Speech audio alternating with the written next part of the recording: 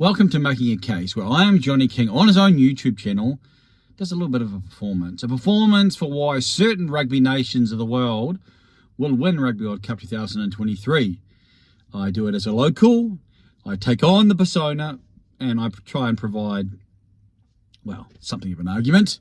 We'll see what you think. This is a third. First, we have Jean-Baptiste from France. Second, Jonty from South Africa. And today, in this video, we have Frankie from Tipperary. Yeah, okay. There's something about the Irish accent, isn't it? You just want to, try and do your best to muck it up.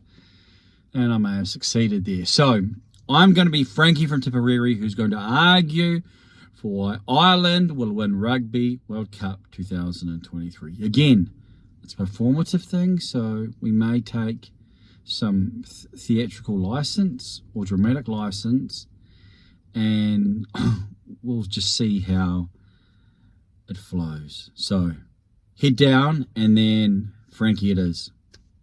Ireland, Ireland, together standing tall, shoulder to shoulder, we'll answer Ireland's call. No, that's not my best argument, but who doesn't love our national song? Man, you just get it, you feel it, and you want to belt it out in the key of tone deaf even. This is a video that I'm producing for why Ireland, my Emerald Isle, will win the Rugby World Cup in France. We've struggled in some World Cups, we've struggled to be consistent, but this Irish side has proven through 2019, when we didn't quite nail it in the quarterfinal time, but we've continued, and now we have the most consistent and strong record through this intervening cycle. We're number one. We're the leading side, which is why we've been number one. And the reason we're number one is because we have the player depth and the player skill and the player performance and the team dynamic and the team game plan. We're a complete unit now. If we were strong under Joe 90 took us. But now Farrell, Father Farrell, not Owen Farrell, but Father Farrell has taken us, as we call him in Ireland, Father Farrell has taken us and provided even the next step that was required for us to take the Rugby World Cup leap. So why? Why are Ireland going to win? Well, I tell you why. Because it starts up front. You know, we have world-class players right throughout our team. But if you look at our unit and compare it, we have the top front row and the top loose forward trio. Yes, our 8 is elite. Our 8 is enough. But it's especially our ball-carrying front row. Our ability to be able to take contact, our ability to be able to get over the vantage line and control possession. We're able to handle the scrum. Our second row and our line out is proficient. But it's our loose forward trio where we dominate, where we're the most effective and efficient. We are the machine of world rugby. And we're going to control in the scrum. We're not going to get dominated. We're going to be out fine in the line out. But in the breakdown, we're going to teach and we're going to school the nations of the world about what it means to be able to have phase after phase after phase after phase.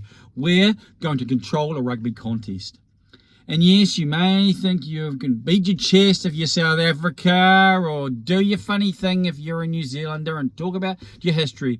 But in terms of right now, Ireland are the leading side in the world of rugby, and it's built on player excellence, it's built on game plan excellence, and it's built on an accumulation and an entirety of execution. We execute on the field.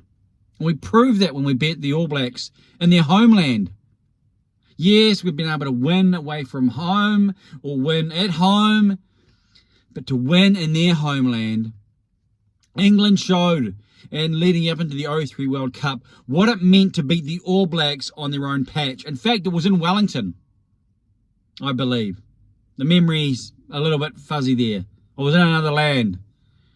We were able to win a test series in New Zealand. You don't just go to New Zealand and win a test series. That's historic. That's emphatic. That's a marker that says to the world of rugby, this team is leading. In fact, you can argue, and we could say that it's tougher to win a test series in New Zealand over the All Blacks than it is to win a Rugby World Cup. So we've already completed the tougher deal. We've already completed the tougher element. And we have world-class players. I talked about the front row and the loose forwards. But we also have them spotted and speckled throughout our back line. And we're led by our general, Johnny Sexton. Yes, we can talk about his age and the geriatrics club and what various things about him and his temperament and so forth. But he has been around rugby's block for longer than any of the other pivots coming through. I mean, look, France have got their backup. South Africa have got a young guy. The All Blacks, well, they're just finding their man. They've just found their man, maybe. And who knows what will transpire. Johnny Sexton, he has experience and knows how to control a game.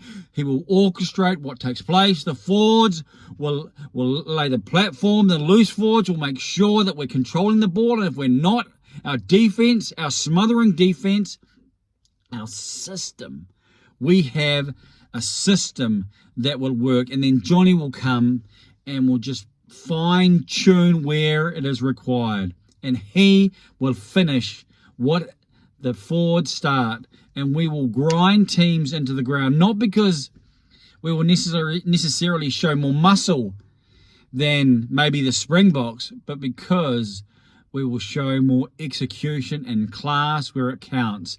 And where they're unable to control the phases, when they're unable to control the breakdown, we will control the breakdown and we will turn them over. We will show them that it doesn't matter how many forwards you have on your bench, they've got to be quality. And Ireland, we are in that space right now where potential has met reality and we've put the performances on the field and now we're ready to win the World Cup. Yes, we're hungry. We've learned from 2019. Whether we face France or New Zealand in the quarterfinal, we've learned from 2019. We have long memories. The previous years have been a gathering storm of our rugby surge, and when we hit a quarterfinal, we're not going to be naive. We're not going to be ignorant about what's before us. We're going to be able to apply our game plan in the heat of the moment, and we're going to follow through. We're hungry. We know Irish rugby has only 4 proud provinces, and we know that we have to make the most of our time, and so we're hungry.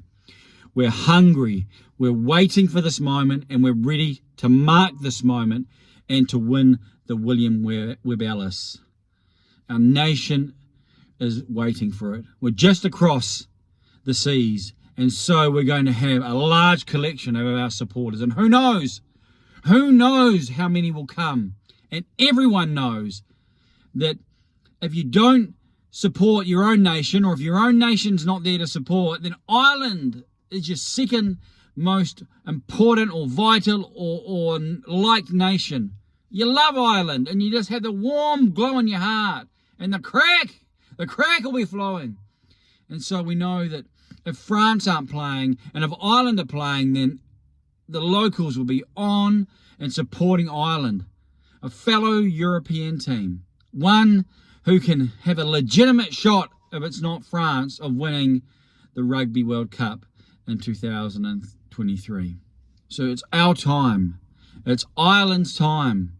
Yeah, we're a fun-loving people. Yes, we are there for a good time, but we know that the best time is had when it's a winning time. So we're going to win the Rugby World Cup. Together, we're going to win the World Cup. We'll answer Ireland's call. In fact, we'll answer Ireland's call. We'll answer Ireland's call. It's ours. It's coming home. It's coming home.